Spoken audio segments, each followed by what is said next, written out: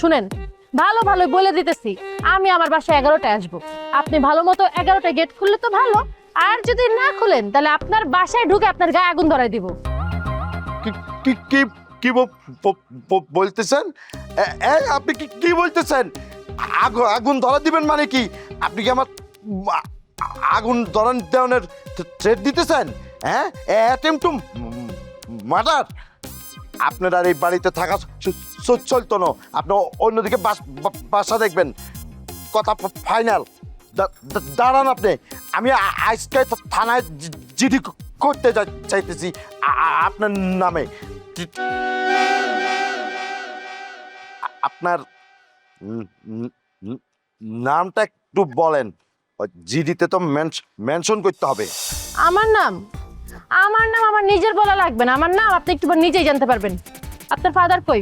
আমি এখন আপনার ফাদারের সাথে কথা বলবো। আব্বা বাসায় নাই। আর আব্বার সাথে কথা বলি কোনো লাভ হইতো না।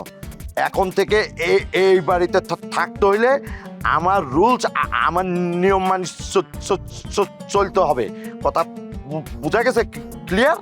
আপনি যদি আমার বাসায় আবার যান, আপনাকে কিন্তু উচিত শিক্ষা দিয়ে দিব।